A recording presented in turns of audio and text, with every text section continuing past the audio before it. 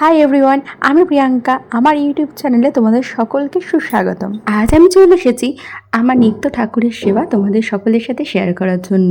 আমরা যারা সনাতন ধর্ম মেনে চলি তারা প্রায় প্রত্যেকেই ঈশ্বরের কাছ থেকে আশীর্বাদ পাওয়ার আশায় এবং তাছাড়াও নিজেদের সমস্ত দুঃখ কষ্ট ভুলে থাকার জন্য ঈশ্বরের সাধনা করে থাকি বা ঈশ্বরের চরণ সেবা করে থাকি। তাই আমিও ভাবলাম যে আমার এই ছোট্ট ঠাকুর ঘরে কিভাবে আমি ঠাকুরদের বা ঈশ্বরকে নিত্য সেবা দিয়ে থাকি সেটা তোমাদের সাথে একটু একটু করে শেয়ার করি। তোমাদেরকে আজকে দেখাই আমাদের বাড়ি যে গোপাল সোনা আছে তাকে কিভাবে আমরা স্নান করাই। প্রথমে একটি ঘটির মধ্যে গঙ্গা জল নিয়ে তাতে একটু গোলাপ জল ও অগরু মিশিয়ে স্নানের জলটা তৈরি করে নিই। তারপর একটি পিতলের গামলিতে তুলসী পাতা দিই, সেখানে গোপাল ঠাকুরকে রেখে বা গোপাল সোনাকে রেখে ওই জলটা দিয়ে ভালো করে স্নান করে দিই। যেহেতু খুব গরম পড়েছে তাই খুব ভালো করে স্নান করিয়ে নিই। স্নান করা হয়ে গেলে একটা পরিষ্কার তোয়ালি দিয়ে গোপাল সোনাকে খুব সুন্দর করে গাটা মুছিয়ে দিই। এইবার হলো গোপুর সোনা সাজুগুজু করার পালা। এই যে নতুন জামা সব মা কিনে এনেছে, তাই এই জামা, হার, কানের, হাতের বালা সব কিছুই আমি গোপাল সোনাকে একটু একটু করে পরিয়ে দেব।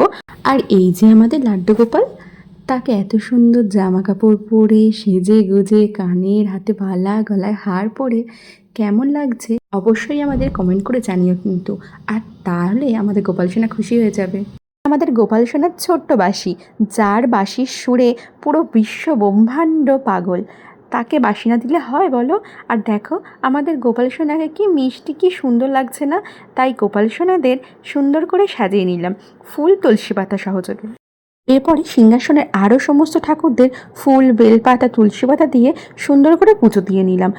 আমি কিভাবে গোপাল সোনাকে নিত্য সেবা দিয়ে থাকি সেটাই তোমাদের সাথে শেয়ার করলাম। অন্য কোনো দিন অন্য কোনো ঠাকুরকে কিভাবে সেবা দিই সেটা অবশ্যই তোমাদের সাথে শেয়ার করব। সত্যি বলতে ঠাকুরের সেবা দেওয়ার অনেক নিয়ম কানুন থেকে থাকে। আমি হয়তো সবগুলো জানি না, তবু যেটুকু জানি ততটুকুই মন প্রাণ ভরে ভক্তি সহকারে ভগবানকে সেবা দেওয়ার চেষ্টা করে থাকি। হয়তো অনেক ভুল ত্রুটি থেকে থাকবে, কারণ সবাই তো আর সব কিছু জানে না। আর আমি জানি আমার এই ভুল ত্রুটিতে ভগবান রুষ্ট হবেন না আমার প্রতি, কারণ আমি যতটুকু করছি মন থেকে করছি আর ভক্তি ভরে করছি। তোমরাও কিন্তু আমার উপর রুষ্ট হও না। এরপরে নিত্য নতুন ঠাকুরের সেবা বা অন্যান্য ব্লগ আমার চ্যানেলে আসতে থাকবে। তোমাদের কেমন লাগলো আজকের এই সেবা দেওয়াটা আমাকে জানিও। আর গোপাল সোনা দেখো সমস্ত কিন্তু লক্ষ্মী ছেলের মতো খেয়ে নিয়েছে। এরপরে মুখটা পরিষ্কার করে দিলাম। তো হয়ে গেল আমার পুজো দেওয়া। এই হলো আমার ঠাকুর ঘর। ভালো লাগলে আমার চ্যানেলটাকে সাবস্ক্রাইব করে দিও। দেখা হচ্ছে নেক্সট কোন ব্লগে। রাধে রাধে।